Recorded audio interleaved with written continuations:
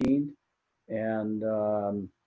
I think the big thing is, it's a challenge, is for the barracks capacity that we have for seasonal employees, it's one per room. It's not one per bed, where most of our bedrooms have 2 beds per room. It doesn't matter. It's going to be one per room to keep more of that social distancing integrity alive. So anyway, we have had the last 2 pay periods, a number of seasonals coming on, and it's working out. I would say that it's not perfect, but it's doable, and we are making progress with that. I think with all this stuff going on, that we're in this new work environment, I do think we're getting better. And so overall, I'm optimistic that we'll start lifting some restrictions. And just this past week, we did get I would say, the yellow caution light to start proceeding some field work in WUI related activities. Sally can, when she gets her time, she can mention what she's doing, but I'll just say this, that for mission critical work, we do have our recreation folks out there monitoring the sites and all those things to protect our infrastructure. But overall, I think we're doing okay. It has not been easy, but the good news is that we're getting better. I think it's the direction that you're headed, not so much where you are. I think we're going to better places with a little more confidence in our step. So that's just a quick update. I can talk a little bit more when other specific individual topics. Sarah, yeah. What do you have to add? Just that I would say we've been doing a real focus on recreation monitoring around the lake, checking usage numbers in light of social distancing, and trying to find sort of the right balance between allowing for open access for the public who very much need to get outside and be active and do things, and also sort of public health. So that's been a real focus of the NRA over the last couple months. And, just like everybody else, just like every business, some of our staff have kids at home, obviously, or are needing to care for other family members. So it's just been a really varied experience for all of us, and we're working through it the best we can. But I would say COVID has become very clearly the top priority for the forest and for the agency, and working through all of the implications of that for our organization, and especially for the coming fire season. We do have our engines staffed now at this point, so we're ready to get rolling into fire season. But it's just figuring out the mitigation measures and the safety procedures for having those activities occur. I think that's about it for me. Thanks. So I have a question. So I know that Trinity Center and Stewart Fort boat ramps have both been really, really busy. Do you know if they're collecting fees? I believe so, yeah. Okay. Is there any way that Joe or Sarah, you guys could actually share, as those are being developed, I guess, or documented, share those mitigation measures for how you guys are actually implementing that? Because we are also sort of in the same sort of process, and we're trying to sort this out, and everybody's sort of got a different slant on how that's being done. But I think probably people would be actually interested in how that's actually rolling out. So I think it'd be totally fine for us to share, with the caveat that it does change from day to day and week to week. So if you look at it one week and you're like, this is what the Forest Service is doing, by the next week we might be on a little bit of a evolved track. So what we do have, and it's all coming down in like different pieces for different programs, right? So recreation, veg management, all of these have sort of a little bit of a different take on it. We do have some general standard operating procedures for anybody who's coming into the office to go through on a daily basis, and maybe those would be the ones to share. Okay. Yeah, that would be I think that would be helpful for people to see that. Thank you. Okay. Yeah, yeah, I was just going to say, Kelly, we have a daily health screen that we just instituted, and that's for those who are reporting to duty, especially the firefighters reporting in the engine bays. Just to reiterate a little bit what Sarah was saying is things are very much in flux, especially the barracks and quarantining and what constitutes a hotspot in the state of California or across the nation. That stuff is evolving constantly. So, but I think what's challenging for a line officer is keeping up with that and making sure that information is disseminated. And so, yeah, it's all you can do just to keep up with the changes, because the state of California, you know, is coming out with different phases or proposed phases, hopefully soon, and lifting some of the restrictions that we have. Okay. Very good. So updates, things that are new since the last meeting with regards to staff resources. So I'll go ahead and get started. So there was an outreach for the district ranger on the South Fork Management Unit, a permanent position. As you know, we have Chris Losey serving in 120-day detail. He's kind of in the middle of that right now. For the fisheries biologist position here on the west side, GS 11, this is the vice Fischella, Phil Fischella position. We got a little hang up with a supervisory PD. We're correcting that. HR is involved with that. We hope to get that out with an advertisement here soon. Technically, I am in pre-consultation with that position, so we hope to get that sorted out soon. The vice Lisa Wren, GS 11 Special Uses Officer. There was an outreach put out. It was erroneous just the other day, so I'm correcting that, and we should have a new outreach probably Monday. So we are proceeding to fill that vacancy, and we're pretty excited about that. And so those are the two positions that I have responsibility for on the Trinity River Management Unit side. That's pretty important. So as far as a fill, when that person would be in place, it'd probably be the end of the summer, something like that. So I don't have Chris here.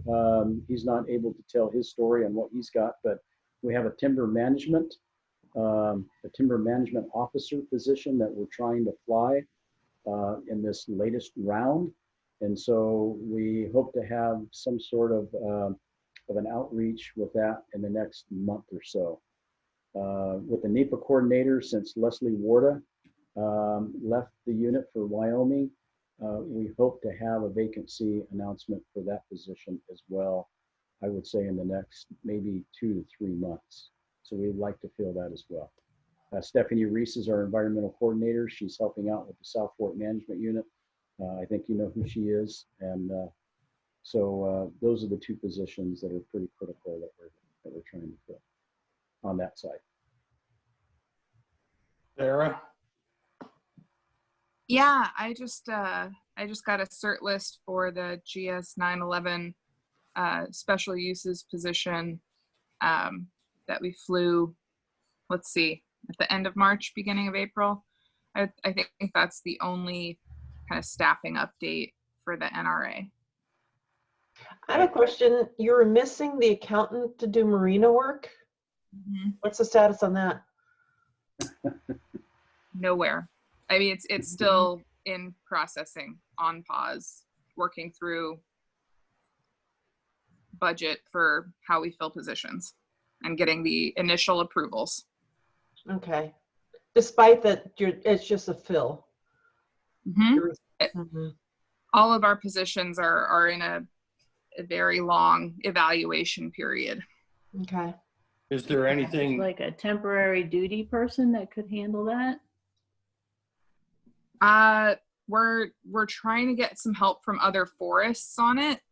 The issue is that it's such a specialized skill set with it's this like blend of accounting, billing, and like understanding the federal regulations around that particular thing applied to Forest Service. So it's not an easy thing to just have another one of my employees fill in on. So where is it stalled at in kind of the bureaucracy? Is there something that we as the Recreation Committee could be recommending to the full collaborative to kind of help out? You know, I think just communicating the importance of having that position would be of some use. But right now it's really in that making sure we can afford our positions stage of the process. And that just is pretty rigid right now. I was just going to say, and adding to that, that there are a number of positions that we would like to pull in on the recreation side and special uses side. But, you know, we're going into fiscal year 21 with a different budgeting alignment. And so we're trying to hire and figure out those positions that we can afford that. And so it's a hot discussion right now that we're involved with. And so we hope to have, you know, a little more traction and progress on that next week or so.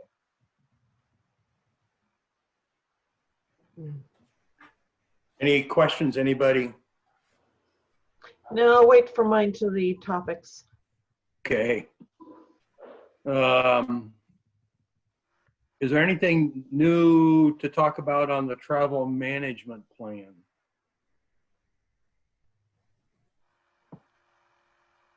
Pat, I would say we still haven't had, as Sarah mentioned, the COVID-19, that's our first priority.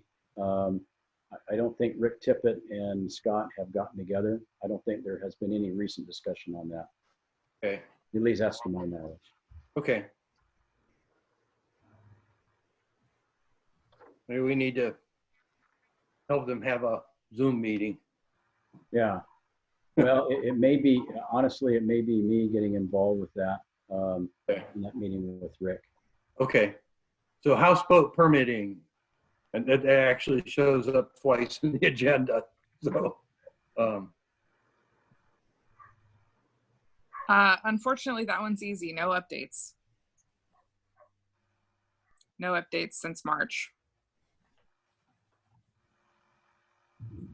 So I had talked to Pete Cates about bringing this up with a new transportation planner when that person comes onboarded.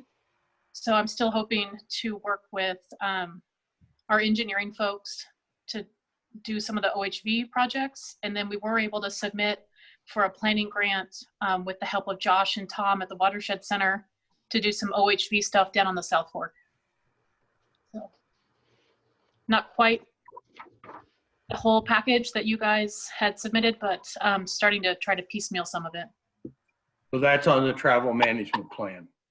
Well, it has to do with the travel management plan because OHV Yeah, route. Gotcha.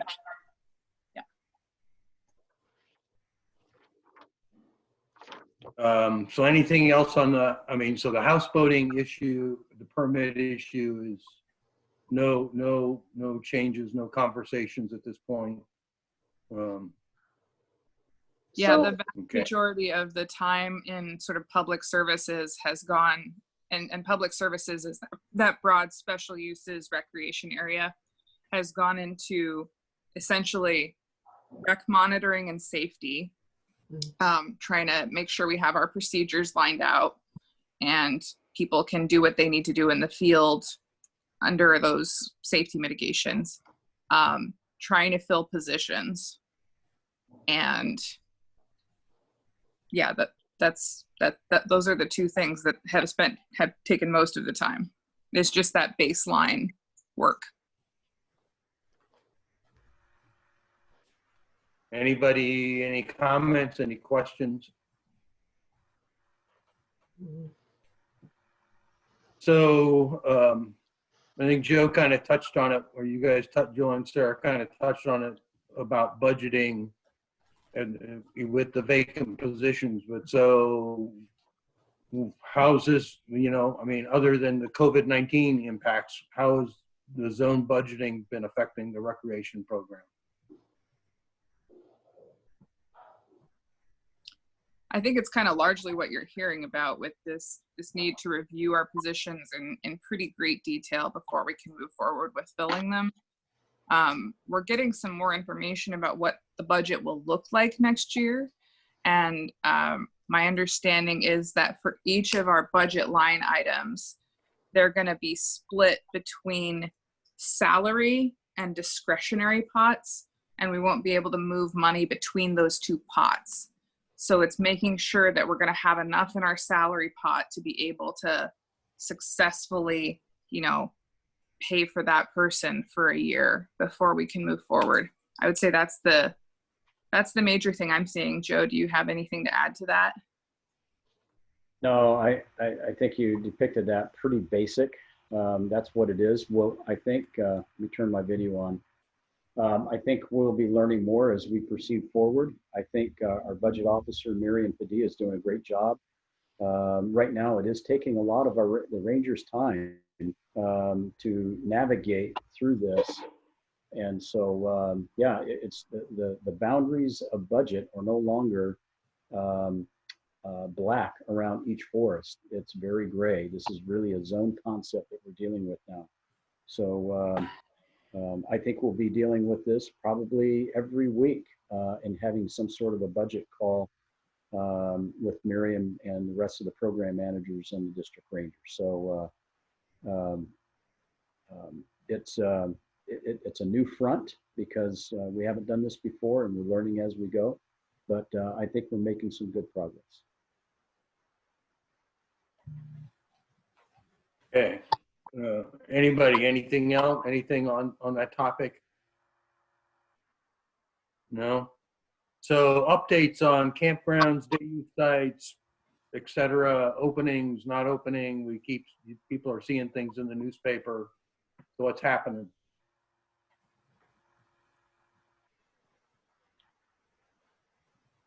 Anybody? Sally, you want to? Sure. So right now there's a regional closure order. It's not official if it's going to be extended or not. I'm hearing rumors that it's not going to be extended. I'm sure the line officers could correct me on that, as they're probably getting more information than I am. Many of our facilities do not open until the week before Memorial Day anyway. The biggest impact to our program right now is staffing. 2 of our returning employees are in a high-risk category and will not be returning at all or indefinite delay. So that's a big deal for opening. On the west side, our program manages 45 facilities that are not associated with SRC. So those all have to be cleaned, hazards mitigated, weed whacked, raked, pressure washed before we can really open them. So I've submitted a plan to the Rangers and haven't heard any feedback about an opening plan. So hopefully we'll hear back soon from them. But essentially it's going to be the high use areas along 299, our wilderness trailheads, the high use campgrounds on the South Fork, and then Tanbark and the boat-in sites at the lake. I spoke with Kevin yesterday. SRC is on schedule to open as long as the closure order is lifted. They've closed all of their facilities until the Thursday before Memorial Day and then plan on opening as normal. Right now, their hardest thing they're trying to get going right now are the water tests. My staff has been working. We've got 2 wilderness patrols working. I've got Bailey and Logan out monitoring. Cliff is, as you guys know, the assistant rec officer and the maintenance worker until we're able to fill that. So he's quite busy. We've got our packer on, our packer assistant on. Katie, our COE packer, is going to be coming on next week. We've cut over 300 hazard trees since Corona started here under public safety. at the campgrounds and the Weaver Basin Trail System. So we are trying to make progress in a losing battle on hazard trees across the unit. There's a pretty significant die-off here on the basin and at our campgrounds. So we'll do our best to get the campgrounds open, but we'll only be opening as much as we can maintain once they're open. So, you know, just letting people know that if a facility is closed, please don't go in there and use it would be quite helpful, because it takes longer to clean all that up. So I don't know what other questions you guys have. I'm happy to answer. So I understood you to say, so SRC would open like Tannery and Hayward Flat, Alpine View as usual in their usual schedule? That's correct. He said the ones that they're a little bit behind in are Eagle Creek, Trinity River, and some of those ones on that way north side that aren't on the lake. So, you know, he has also had hiring problems, but he's got 3 techs on right now, and his camp hosts are on. So they are all working double time to get things ready in a very short window. And So, then I had, go ahead. question about the hazard trees. Will those be available for firewood collection for locals like before? Well, it would be available for anyone, not just locals, whoever Right. wants. But we're not quite there yet, but if they are accessible, we would most likely open them up. We typically do that in the winter, Carol, just so people aren't cutting firewood while people are trying to.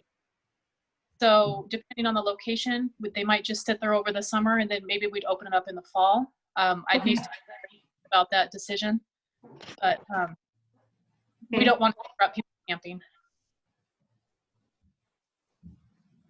Okay, anybody else? Anything else on campground openings and Davis sites?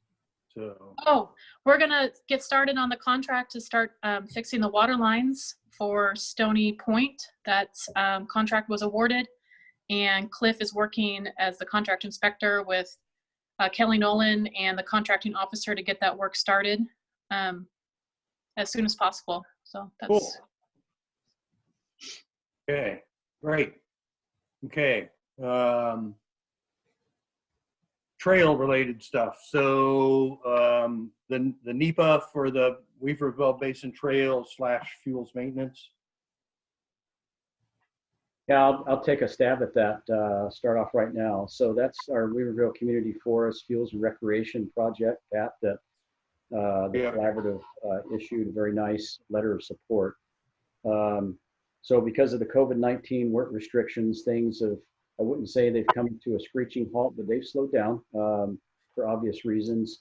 But because of the slowdown, we've put some heads together and tried to strategize how do we get one decision or a decision out sometime this year. We're looking at hopefully coming up with a decision in October, and in doing so, we have a plan to split the 4,800 acre project into 2 pieces. And so the most western piece would be in favor of a fuels component, so we could have an opportunity to treat fuels, but the trails, a part of this project, are still intact.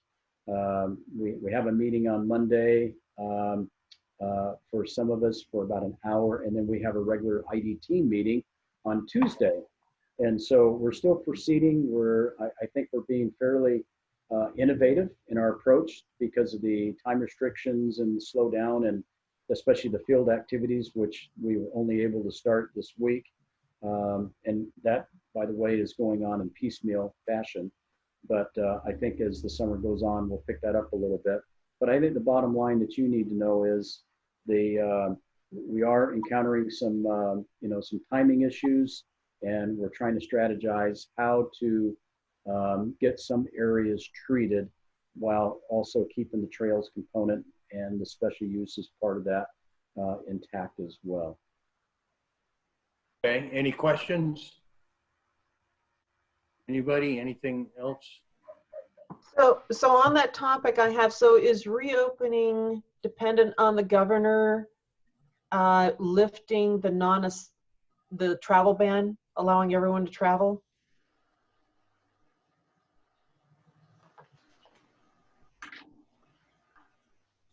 Anybody? I actually had a lawnmower come over. I didn't hear the first part of that question. Sorry. So the question, I'll make sure I'm unmuted. There we go. So the question is opening up all the trails and the trailheads and the campgrounds dependent on the governor lifting the travel ban? So the trailheads are open. Okay. Trailheads continue to be open. Okay. Yeah, Campgrounds? The developed campgrounds, recreation sites, they're closed, but they're scheduled to be lifted. I think May 15th. I don't think that is not official, but right now it appears that what Sally was saying is accurate. It will not be lifted, or I'm sorry, it will not be extended. So May 15th, but we're not going to be able to open up because of capacity issues of human capital. We just don't have that support right now. So there's going to be some that remain closed and open a little bit later. So the question is, are we dependent on the governor lifting the travel ban?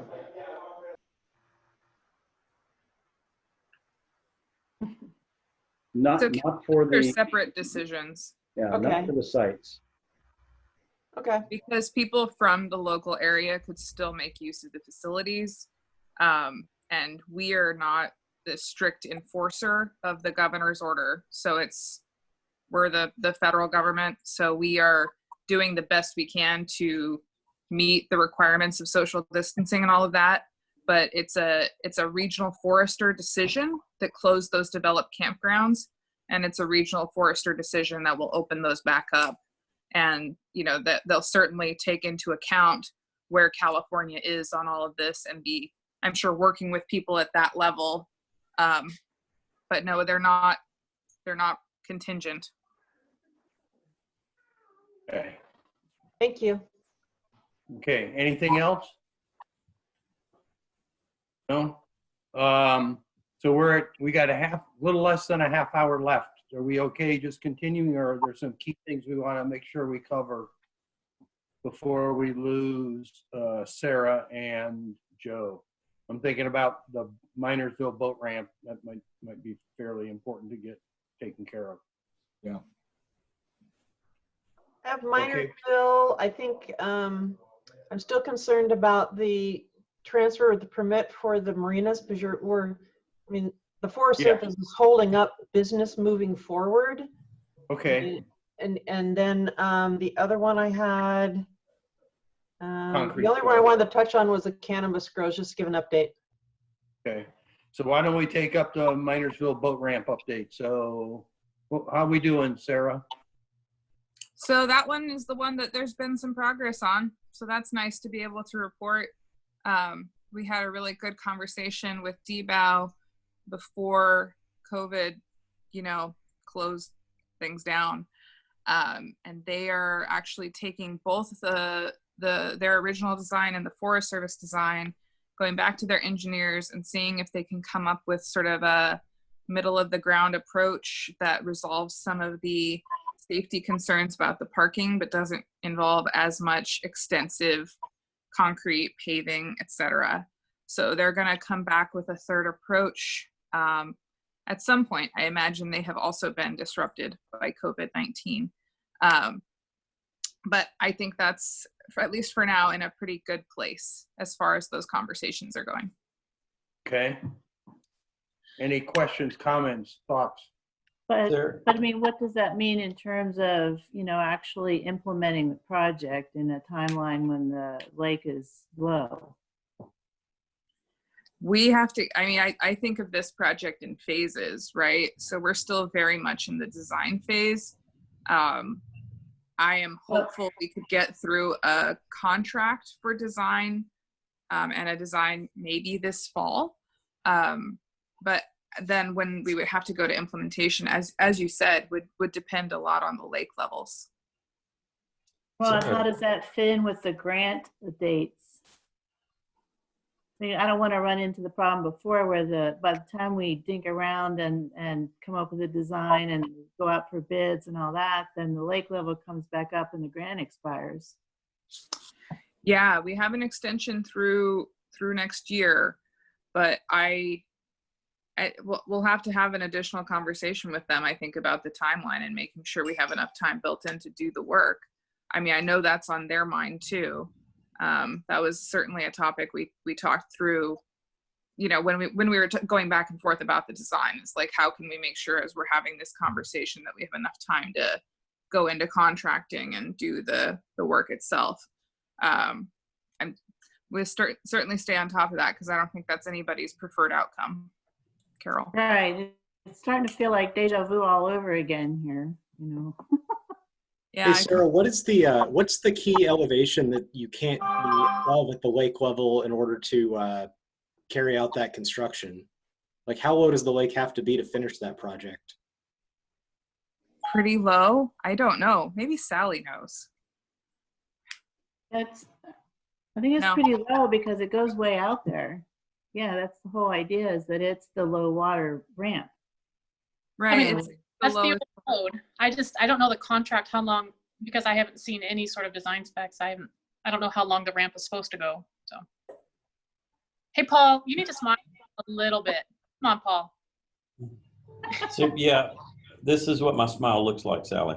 That's just his face, Sally. Don't be mean. Yeah. Sarah, why do you need a design contract if DBOW was doing the design?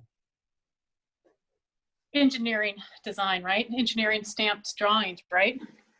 Yeah, that's it, Sally. They're not going to do it to that engineering stamp standard. I'm not an engineer, but I think it has to do with the stamps and the official liability stuff.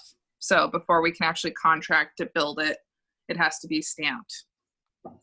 Isn't the problem that the Forest Service engineers didn't like the DBOW design because they said it was unsafe? That was what we were working through, yeah. And I think that's what we're in a really good place with now, because they did, you know, recognize the concern and see that maybe were some improvements that could be made. And so they're going back to their engineers to take another look at it.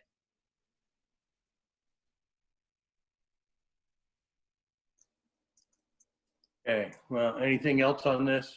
Keep us posted, Sarah. Absolutely.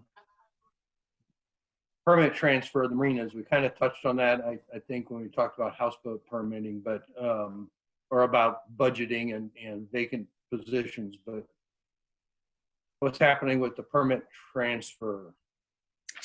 Really good progress on that. I got a, let's see, what is this called?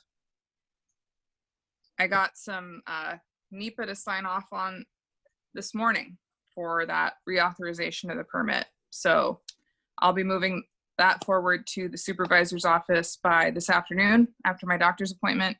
I don't know what the timeline looks like when it's over there, but I think that's one of the areas that that permit transfer where we've been able to make really good progress, since it's largely work that can be done at home. So then what's left? yeah, I don't know.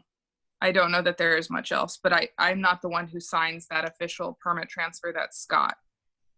So once the permit transfer is done, then Suntext is gone and the Polotskis own it, or they can run it? From a Forest Service point of view. Okay. So that's the only thing they're waiting for on the Forest Service. Okay, cool. Okay, well, that's good news. So why don't we just quickly wrap up the boat rampy kind of stuff. So anything new, different on the Stewart's Fork boat ramp? No, not as far as I know. The water's down and there's always about a half dozen vehicles on the lake shore there. Lots of kayaks. Lots of kayakers. Mhm. How about there was finishing the concrete pour at Trinity Center ramp? Not as far as I know, again. That one, I would think we have to wait until the lake goes down. It'd be nice to have that plan and the contractor lined up, so when we hit that low level, he can come in and finish that work that he wasn't able to do, was it last fall? Last spring.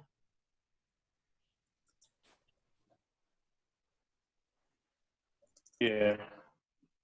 Okay. So Kelly had Gant wanted to talk about cannabis grows in the NRA, which seems to be another issue that needs both our rangers there. So, or three, I guess. Chris, can you hear us? No. Anyway, so No, Kelly, I think, can you hear me now? yeah. Yeah. Okay, go ahead. Okay, so there are about 8 marijuana grows growing in size themselves all along Bowerman Ridge. All of them illegal because they're all in the NRA, and the county bans cannabis cultivation in the NRA. So we've been trying for the last 4 years to get the county to move on them. I talked to the sheriff. He's trying to put a team together, but he says he needs support from the other agencies to do the work. And it's not like you have to go out and figure out if they're releasing sediment or they're not using the water correctly. It's black and white. They're in the NRA. They're illegal. And they need cease and desist orders. And but Tim Saxon says he needs Forest Service help and other agency help to get that done. So Kelly, they're in the NRA, but these are on private land, they're not trespass grows on federal land. Correct, but Okay. the NRA, of course, has overlay responsibilities. So if I'm a homeowner in the NRA, you can tell me what color I can paint my house. So there is some Forest Service control over property and structures in the NRA, even on private property. And if we don't get them, they're just growing. I mean, literally, they have gone from one spot on the ridge and have now taken up an entire ridge. And they're just large grow after large grow after large grow, and they just sit there illegal and no one touches them. There's also one up above Lakeview Terrace that's visible from the lake when you're kayaking, which is just very frustrating. Yeah, I agree with that one too. That one's a huge grow also. Yeah. So I don't know much about the process for what we do with grows. I mean, that's just not something that I've engaged with yet in my time with the Forest Service. So I bet that Joe Smills has a better grasp on the situation than I do. Yeah. Sorry, yeah, Joe. So, yeah, that's okay. That's okay. Yeah, I was wanting you to answer first on that, Sarah, and then I was going to come in. Sorry to pass that on. So Tim Saxon and I have not talked about that situation, but I am very interested in. I have not invested any time in that situation. I am aware, however, of the grow above Lakeview Terrace. I have seen that, but I think this is something that maybe that Scott, Sarah, and I have a little discussion. Is it the priority? I would say it's important, but it is not the priority now. But having stated that, I am very interested in that myself because it's close to my administrative unit. But I think this is a discussion we also need to include Tim Saxon on. But I would like to talk to Scott about this. And like I said, maybe have a 3-way conversation with the Rangers and proceed with that. So I did have a discussion with Tim not too long ago. We had breakfast together, but that subject was not brought up. But interestingly enough, I'm not doubting that he mentioned that other agency support needs to happen. I agree with that. So maybe it's something that we, the Forest Service, will proceed to, we will be the initiator of that discussion. So Yeah, I appreciate it coming up because that has not been on my radar. I talked to Tim, I think it was Thursday. And first I went to the county and said, okay, what are you doing before I go ballistic on this? And then I called Tim up and I said, okay, what are you going to do about this before I go ballistic? And he came back and said his narcotics unit was aware of it. They're trying to figure out what to do. They just need help. And maybe it's something as simple as getting them cease and desist orders mailed to them or delivered to them by the marshals to start the process, because there isn't any discussion. They're just flat out illegal, black and white. You know, last year there were a couple of fires that were, on Bowerman Ridge, and it makes it kind of tricky for, first responders to be, heading up and onto that Bowerman Ridge with the risks that might be there. Well, and you don't have to have the fish and wildlife proof of sedimentation of streams and stuff, but if you look at the grows when you fly over, they've done intense grading. I mean, they've flattened the whole hillside, so that's got to affect the adjacent landowners in some way. And I'm not intimately familiar with the regulation of grows on private property within the NRA area, in the Bowerman area. I am not super familiar with that. I have heard about it, but I need to learn a little bit more about that. Well, maybe Kelly can help arrange for a flight for you to see, because it's amazing when you fly over it. So the county ordinance for marijuana has some opt-outs in different communities, and the first opt-out was NRA. So it flat out says in the county ordinance, no marijuana cultivation in the NRA. And that's in around our lake, and then they kind of did the same thing down by Ruth. So Ruth has a barrier around it, so there's no cultivation around a recreation area also. Thank you. If there's anything we can do to help facilitate starting that discussion, Sarah, let me know. The thing I would recommend is you confiscate plants in the July timeframe or by the middle of August at the latest, to maximize financial damage to those individuals. That will serve as a deterrent. If you send them warnings, it just allows them to take other steps, and it won't be the deterrent you need to keep them from growing again next season. That's a good point. Okay. Are you familiar with the mechanism in the NRA language that would authorize the federal government to enforce those laws? If you cooperate with our sheriff, you'll have everything you need. I mean, like Kelly said, it's just completely illegal to grow in any fashion in the NRA. No, I mean from the county regulations, that's the case, but there also is language in the NRA, like Kelly said, that extends the Forest Service's ability to affect what happens on private lands. That's in the NRA language. And they also have an MOU to work together on things like this. So. Right. Okay. Anything else on the cannabis grows? Not for me. Thanks very much. Okay, so we have 10 minutes more of Joe and Sarah. So what on our agenda would folks like to focus on? Oh, we haven't done, how about Hayfork Trails? We talked on wilderness trails, right? Patrol funding. You said, Sally, that you've got patrols out. But how about what's happening with Hayfork Trails? So we're about to start scoping with the BLM on the Ewing Reservoir project. The BLM is actually going to be doing all the analysis and regulatory work for us for the 1 mile of trail that we have, which is a huge help. I'll be getting that up on the SOPA as soon as possible. The Hayfork YCC program, who does a lot of trail work on the South Fork Trail, is not going to be working this summer, which is a bummer. Got worried about that yesterday.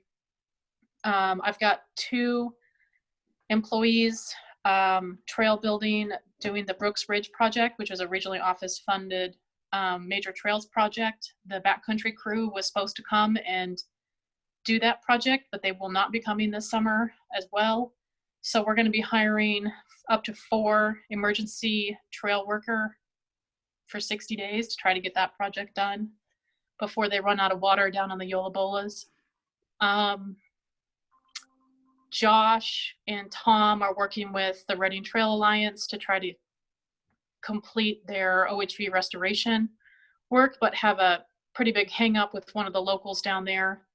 We're trying to work through that out on the Rough Gulch Trail. And I think that's most of the trails down on the South Fork. Oh, the bridge. I've put in for money for the South Fork Trail Bridge at Scott Flat Campground through our capital investment. And then I also asked for the money through our possible stimulus money we might get. I mean, who knows if any of that. Anyway, I asked for the money to replace that bridge with a steel bridge as opposed to a swinging bridge, so it could access horse and bikes on that trail, which are allowed. Hey, Josh. Yeah, there's sorry about coming in late this morning, you guys. But the BLM is processing with the NEPA for their portion of the trails. We've already got coverage for the Waterworks District portion of the trails, and we've got some funding pulled together for the Waterworks District portion of the trail. So all in all, it should be around 13 to 15 miles of trail, depending on how it all shakes out. And it's progressing pretty well right now. So that is really good news. That's the Ewing Reservoir area? Correct.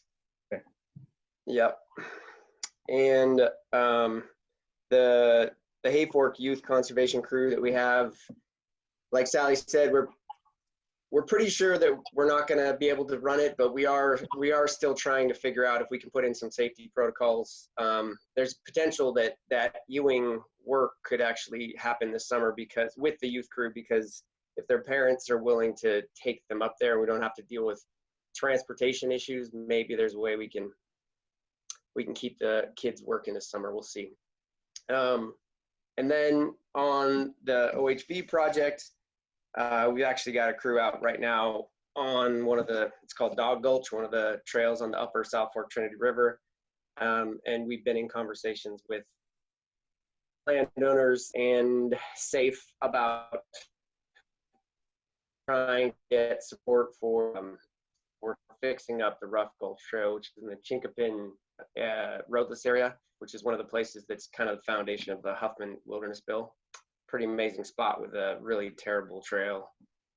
So we're going to upgrade all those things if we can get enough support around it. I think that's it. That's what I can think of right now. Cool. Chris, anything to add on trails from that area? Sorry, I didn't hear that. No, I was asking Chris. Chris is he's muted. Sorry, I'm having trouble with Zoom here. No, I don't. I had you muted. No, I have nothing else to add. Thanks. Okay, great. Oh, I have one more thing really quick, if I can. Sure. This is just to throw out there. The South Fork Management Unit doesn't really have good maps, trail maps, and we started putting together an update of an old brochure, but we kind of that funding that we had fell through. So if anybody ever hears of any extra funding that can go towards upgrading some maps, we'd like to build some hard maps and then some online maps, and we have a pretty good idea of what we need, and it won't take too much money. That was the perfect segue for me to say, just before Joe leaves in about 4 minutes, wouldn't it be great if we got the rack up and running, because something like trail maps would be the perfect kind of project to submit for them, because it wouldn't require NEPA or anything. Right, Joe? I agree. And maybe if you can give me just a minute before I have to leave, I'll give you a little update on rack. Yeah, well, you're not, I think this is the minute. Okay. You're itching. Well, you got 4 minutes left. Yeah. So in way of the rack update, we have a 120-day detailer. Her name is Carrie Mills. She's up in Alaska, Forest Service employee, and her task is to get the, I think, 45 rack packages that are out there that are unapproved to get approved. So she has my package. I have had a discussion with her about a week and a half ago.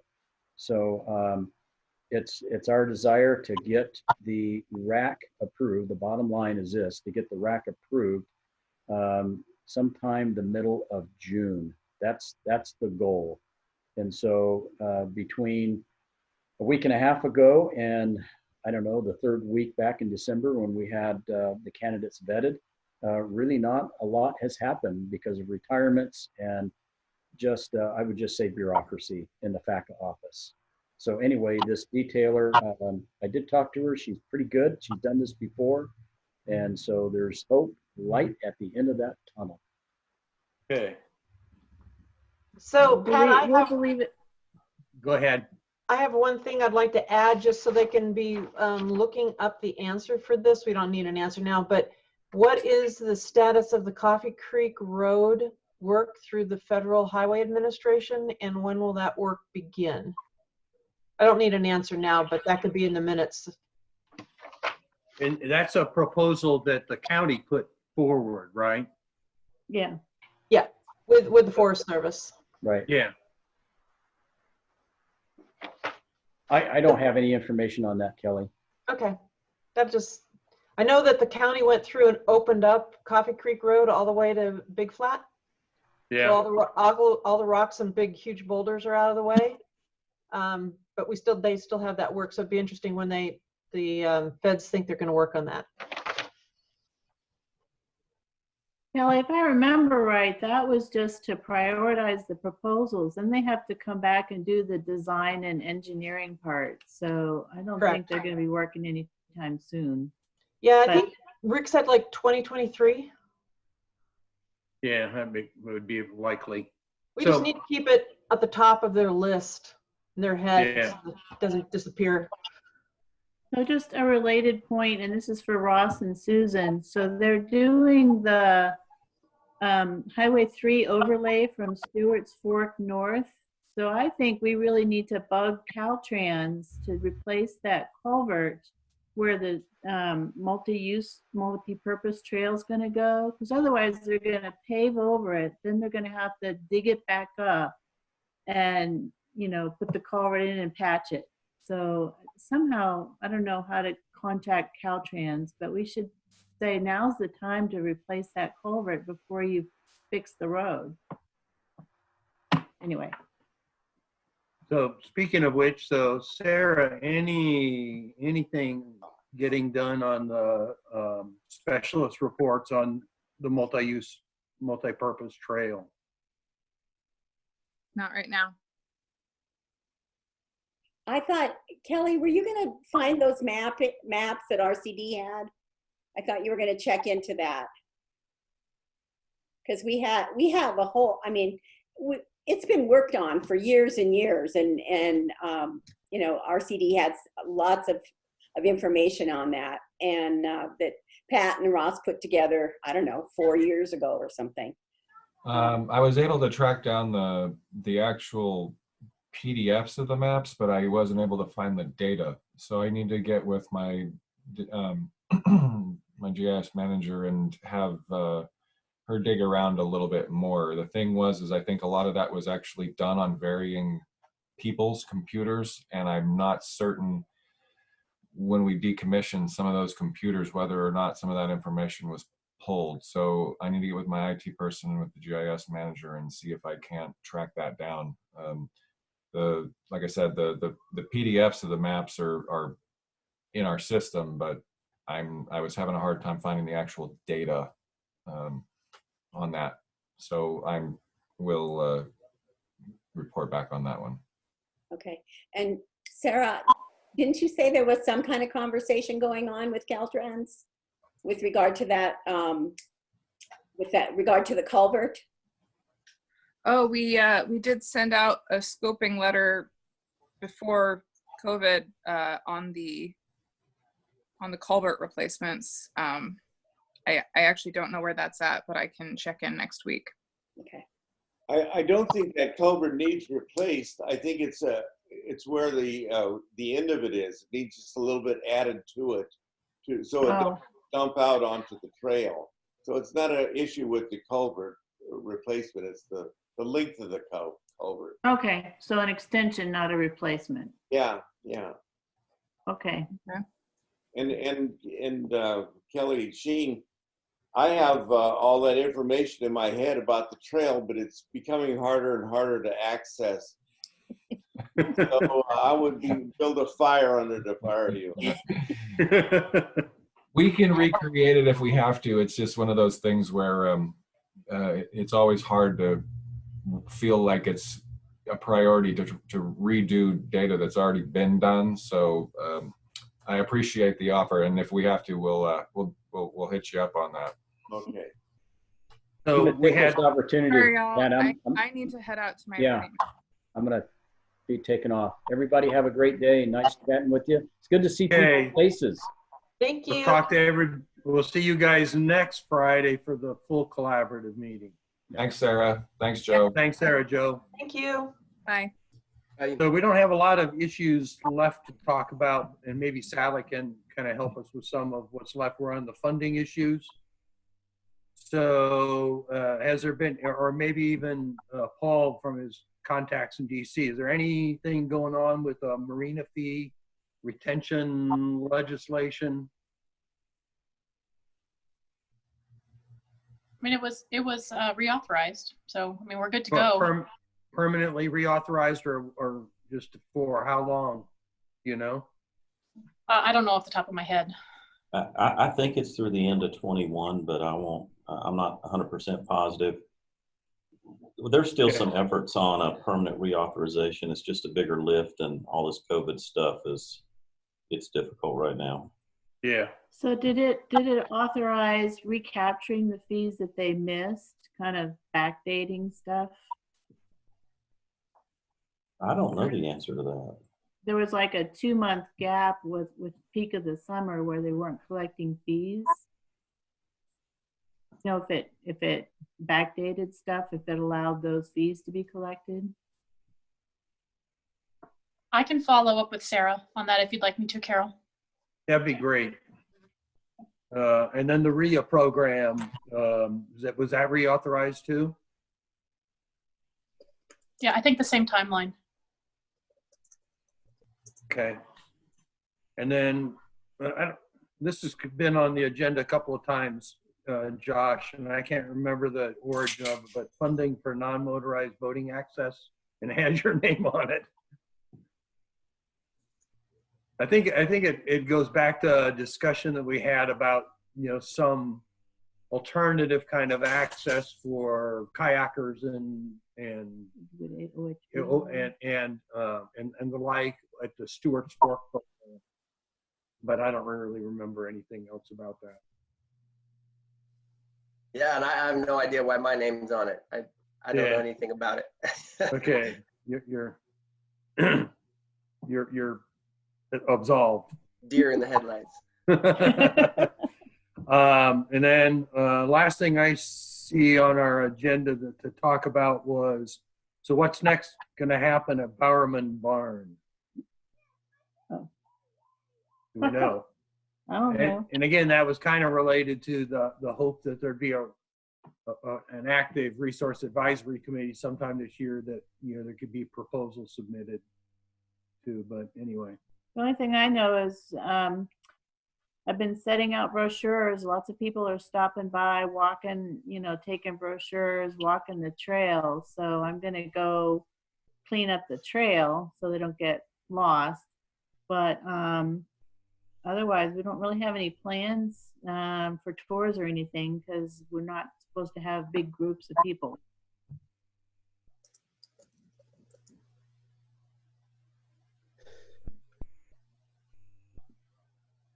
Good.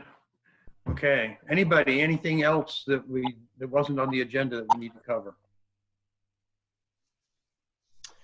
There's a lot of people in the Alps. I don't know. I just a comment. Every time I've been out, I mean, trailheads have actually been almost full. So it's impressive to me. Yeah, well, the light winter made access easier earlier. I And know college, that, go ahead. colleges are out. I've been down to my office a couple of times, and there's just a constant stream of people getting wilderness permits. It's just kind of like the boat ramps. We're monitoring the trailheads. The bathrooms are actually closed and locked and signed, which is concerning, but at least people out there have shovels and are prepared in the forest, unlike our other developed facilities. So, people are adults and expected to follow state guidelines. We're not the enforcer for the county or the governor. So we're doing what we can. How about river accesses? Are those fairly busy too? They have been, especially on the weekends. Yeah. I think are good right now. We've got those open. We actually got additional money from the regional office. We're going to be setting porta potties out at Cedar Flat, Big Flat River Access, Pigeon Point, and Tambark until June 1st to help cover our shortages on being able to service those facilities. So we started down that path when we were closed because the mess people were going to make at those locations were going to be just disgusting. So we're going to continue to have those porta potties set out, I think, this week until June 1st to cover our staffing shortages, which is funny. They're being set right next to locked bathrooms. I totally get that. But the regional forester has directed that all facilities were supposed to be locked and closed. Right. So anyway. Yeah. So on the boat ramps at Trinity Center, there were lots of people. I mean, the boat ramp was absolutely full. There weren't any parking spaces, and the locals started getting upset because of the people traveling in. Because if you looked at the license plates, there are a lot of Oregon license plates. So going through McGuire's office, I contacted Fish and Game, and who hasn't been enforcing the tournament permits So they've all canceling them. Fish and Game canceled all permits. What?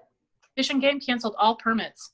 Well, they told me what they did was they asked the sponsor to postpone, and they didn't cancel the permits because they didn't want to have to go through the paperwork again. So some of those tournaments have been moved, but I know that there's one of them still scheduled for this weekend because that's the postponed date. So they're still going to show up. Yeah. I was told by our permit administrator, the special use permit administrator, that Fish and Game had canceled all permits. That's what they were by. That's what they were told by Fish and Game. So I can follow up with Paulette and just make sure that she reaches out to that person, to whoever's hosting it. I don't know who hosts fishing tournaments. I don't fish, so. Right now, it's a couple of clubs up in Southern Oregon, Phil's Prop Shop down in Redding, and then in Red Bluff, there's a bass fishing club, and those seem to be the only ones that hold permits. But if you go up on the California Fish and Game website, they have a list of all the permits that they've given out, and you can see the ones for Trinity Lake that are scheduled. Okay. Okay. Anybody else? Anything? Susan, Ross, anything? No? Michael, you got anything even sitting there in the forest? No, I don't think I have anything specific for the group. I've so you guys know, I've mostly been designated by the County Fish and Game Advisory Commission to work in the shadows and keep them updated on things that they should be involved in that you're doing and vice versa. So We're sort of in a pseudo stasis mode at the commission. I think since the last time this committee met that I was present, we've done a handful of things that may be relevant to recreation. We did support, and the Board of Supervisors followed through on a request to request that the State Fish and Game Commission extend the fly fishing only reach season below Lewiston Dam. It currently starts in April. We're requesting that they move that up to January. That was something that was pushed forward by the Board of Supervisors, and hopefully it'll get some traction. I'm trying to think if there's anything else really of relevance to this committee from a recreation standpoint. I really can't think of anything off the top of my head. Okay, well, thank you. So Sally, anything else to add? We're just trying to move forward, especially here at on the Basin Trail system. The progress with the NEPA is very disheartening on how slow it's going.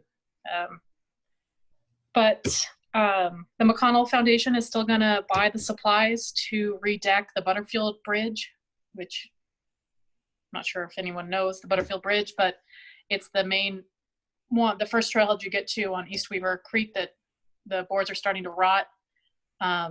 So we're still going to move forward with that. And then Alex is trying to secure donated lumber to redeck the other bridge at the campground. And I was hoping to get an update on the pole bridge replacement. That is sketchy to walk across. And it's not on Forest Service land. So Maybe Kelly. What I know of that is we still have, through the RAC funding that we had an agreement that had to do with Weaver Basin Trail maintenance and the pole bridge repair. There's about $1,300 roughly left on that particular project that we could use for labor and or materials, and we've focused mostly on trying to provide additional materials like concrete for footings, as well as I guess Alex Cousins actually did secure some donated pressure treat for some of the structural reinforcement of the bridge. But it was kind of largely reliant on Wes Scribner and Tim from the community, the CSD, the Community Service District, because that's CSD land, to actually sort of get the design portion of it, or like a plan essentially together for the actual work to be done. The I-beams that they wanted to use are all on site essentially. We had initially thought that we would, as was the case when the actual bridge was put in place, there was some sort of technical expertise from some of the RCD staff and rigging in order to get the thing put into place. And we were thinking that that was going to be the case for getting the I-beams at least pulled over and positioned. I haven't heard back. It sort of was a hot topic for a short bit before COVID sort of canceled, ended up, being the cause for cancellation of the actual LaGrange Classic. So that sort of, I guess, took a little bit of the wind out of the sails for getting that work done. But, we don't quite have the resources remaining to do it without some of the assistance of the other community members. And that's kind of, I was sitting, I've tried to reach out to Wes a few times to try and get that thing spearheaded, and then sort of Alex sort of took over some of the drive on that, but it hasn't yet. The plan hasn't. There was supposed to be a meeting of a number of folks to go up there and actually have a look at it and actually formulate exactly what was going to happen, and then we could assist people in acquisition of materials, and then move forward with the actual repair. But that has sort of stalled out. Yeah, Kelly, I actually ran across that bridge this morning, and it is definitely sketchy, as Sally says. I wanted to, it may end up being relevant that there's a third-party NGO, and this is because of my day job, I know this. There's a third-party NGO that's sitting on a couple $100,000 for a separate project on that same parcel. And a portion of those grant funds expire next year, so it's a little time sensitive that they move on that project. It seems like there could be some efficiencies of scale with getting the I-beam set and any other heavy lifting, concrete footings in place while there's heavy equipment on site to do that other project. So maybe a subgroup with Alex and Wes, if he's still involved, could get together with Tim Casper and see what we can do to move both of those projects along. That would be great. If you have any specific contact information, I could certainly begin to reach out to those folks. I think Mike McFadden was part of the little emailing group that was going back and forth a month or so ago. Okay. Okay. Yeah. Cool. Yeah. If you could forward that on, that would be helpful, and I could start trying to motivate that. Great. Thank you, Mike. Great. Paul, you got anything to add at this point? No, nothing else. Okay. Josh. You're on mute. He's muted. Thank you. Another side note, just did the snow surveys last weekend in the Alps, and there's very little snow. One of the courses doesn't have any snow already, and then the others are too low. So probably like third lowest snowpack on record right now. Just a heads up for people. Yeah, we're looking at 31% of normal inflow to Trinity Lake and the second driest year after 2014 in the last 20 years. So it's pretty abysmal. Kelly, would you have Kelly Gant? You have anything to add? No, I did.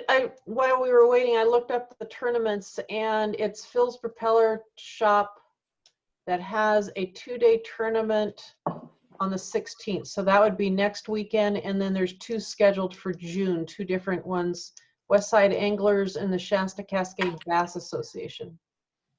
That's on the Fish and Fish and Wildlife's website? Yes, under fishing contests.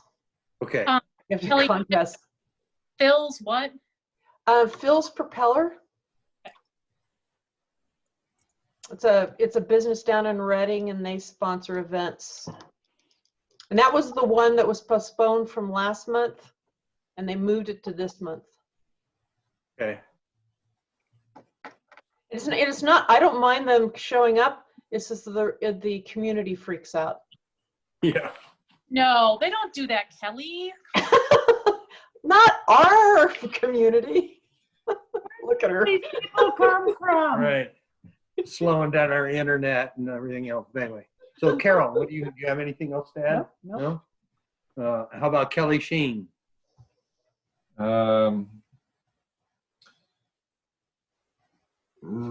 really. I don't have nothing recreation related. Okay. Just Well, more generally, we're trying to gear up for. I understand the Watershed Center has put crews on. We're actually intending to have crews on for fuels reduction type purposes by and large by June 1st, or on June 1st is kind of like the date that we're shooting for. And like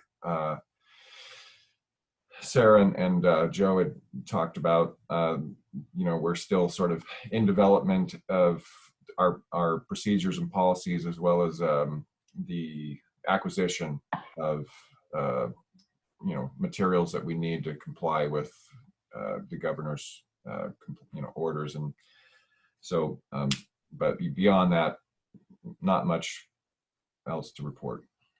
okay. Okay, if nothing else, we have nothing that we need to ask the full collaborative to take action on. I didn't hear anything today, right? Well, I mean, I think Sarah said that we need to somehow communicate the importance of the position on the marina contracting. So, Oh, right. Okay. so do we want to have the collaborative kind of have some sort of recommendation to the Board of Supervisors, that level, or just to make a statement? Anybody? Kelly might know best.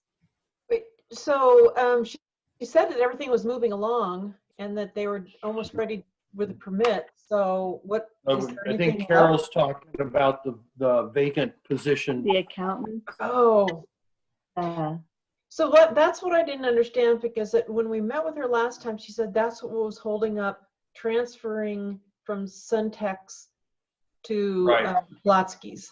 And it didn't seem like that's a problem anymore. But let me follow up with an email to her to clarify that, because that was confusing to me also. Okay. And she wasn't aware of any additional steps. So we need to make sure there aren't any additional missing steps. You know, and then if it turns out that needs to be on the collaborative agenda, maybe. Then we'll just get it on the agenda today. Yeah, because for recreation, the Suntex doesn't want to put any money into it. Plotsky's don't want to put any money into it. So we're kind of like in this stalemate right now. And even the marina segments aren't getting moved in because nobody wants to spend the labor money to move them. So they're kind of stuck. Okay, well, I'll send Sarah an email today and ask her for, I'll pose these questions and try to get answers, and thank you. Maybe tentatively, I was going to try to get a full collaborative agenda out today. Maybe I'll just add something to it. We can always take it off if there's no need. Sure. Okay. One thing of note is Sarah did mention, I'm not sure if you guys caught this, that they're filling the vice me position, which they took off the card and made me the rec officer, which is great. They're moving that position down to Shasta Lake. That will not be Weaverville position. Which position? The for the west side will be located at Shasta Lake. That's the so I'm not sure if she let you guys know that, but it won't be a Weaverville position anymore. It'll be located at Shasta Lake. So which person are they replacing? Is that Phyllis?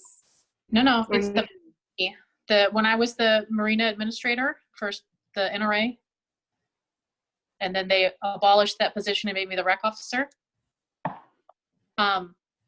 They decided to fill behind me in my old job because it's just too much work. And then they decided to make that position out of Shasta Lake. So, but it's Shasta Lake just covering the west side? So they'll have Paulette Kelly, who's the permanent administrator for Shasta Lake. And then they'll have the vice me position, which will be the permanent administrator for Trinity Lake. Which, I mean, it's not terrible. It's not a game changer, but it does mean one less position here in Trinity County, one less living wage. Well, and it doesn't make sense to administer Trinity Lake from Shasta. For how much you actually spend out in the field, it's mostly a paperwork job and then a couple of field visits a month, which is doable. It changes how much work they'll be doing at the Weaverville office. And anyway, I just didn't know if you guys were aware of that change. No. Anyway. Okay. Well, on that cheery note, anything else? No? Okay, I guess that's a wrap at not even 10:30.